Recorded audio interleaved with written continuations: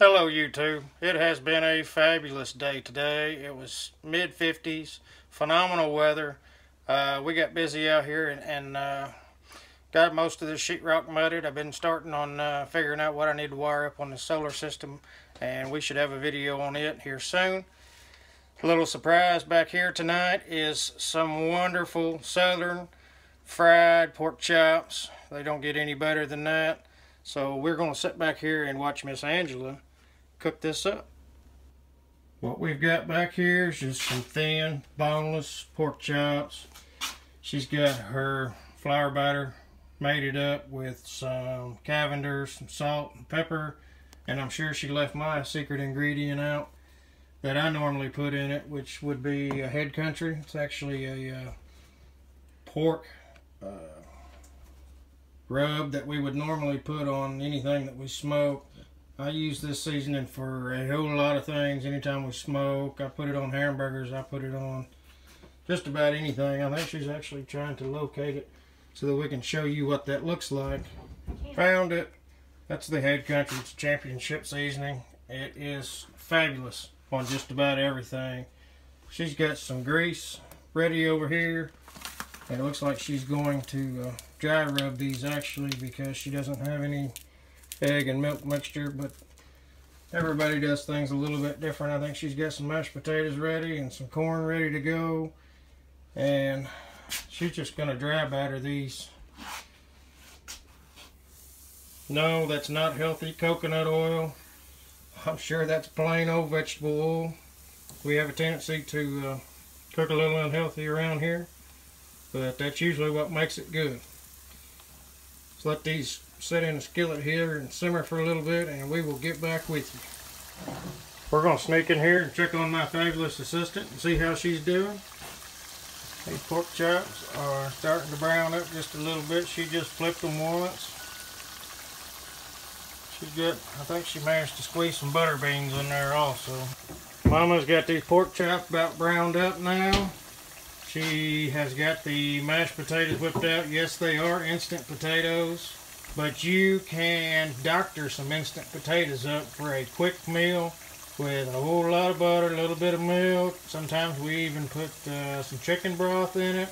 You can really bring some instant potatoes to life. But these pork chops right here are looking pretty entertaining for me. The best part is going to be once these pork chops come out of here, we're going to show you our rendition of some good southern gravy to coat these pork chops with. We'll get to that here in just a minute. Here's where the magic happens. That's the leftover grease from frying the pork chops. And that is the flour that she was using for the batter on the pork chops that was left over. I don't know about most of y'all, but around here biscuits and gravy is a meal to me. But this will work too.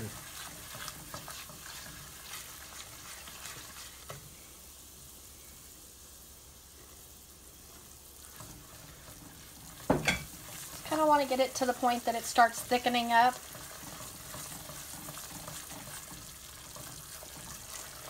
Stirring in more as you go if you need to. And I started with 2 cups of flour. And with that, I was able to do the pork chops, which left me with this. And I think this last little bit will probably do it. Alright. Just get that mixed up really good. See how it's thickening up. Then we're going to take this, some milk, pour in milk. We're going to want to stir that up and just keep adding milk until you get it to the point, to the thickness that you want or the amount that you want. You can always add more milk, but you cannot add more flour, so just be careful with that. Just keep it going. Using a whisk is the best way to get all of that broke up. And as it starts thickening up, if you don't want to have to add more because this seems to be the amount that you need, then you're going to want to which it's getting thick, so I'm going to add a little bit more. And then we're going to go ahead and turn it off. And did anybody just hear my belly growl? we just want to make sure we get all of that mixed up well so that it's not clumpy. And if it's clumpy, it's just clumpy. It's just clumpy. You gotta live with it. So you can just keep adding more and more milk if you want to get the clumps out. Because we started with quite a bit of grease. That will, you know, make the difference of how much. And this also works for any of your breakfast gravies. You can use your bacon grease, you can use your sausage grease, you can use a stick of butter, a big slab of butter, just about anything. There's 1,000 ways to make gravy. This is just one of our ways. We love to do this with venison. Frying up some deer tenderloin. And can't beat some deer gravy. Then make the gravy out of that, and it is delicious. So we're going to add a little bit of salt and pepper.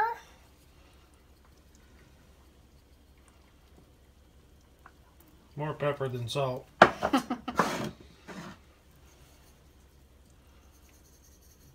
Okay. And then just stir it up. Alright, well I'm going to make my plate and we will show you the end results in just a minute.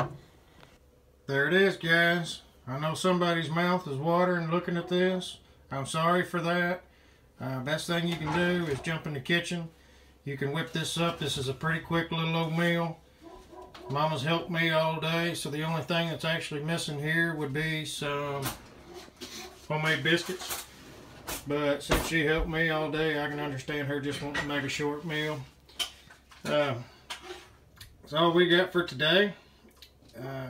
Don't forget to like and subscribe. You can follow us on Instagram and Facebook and Twitter and all those platforms. Got any questions? Give us a holler. And other than that, we will see you tomorrow.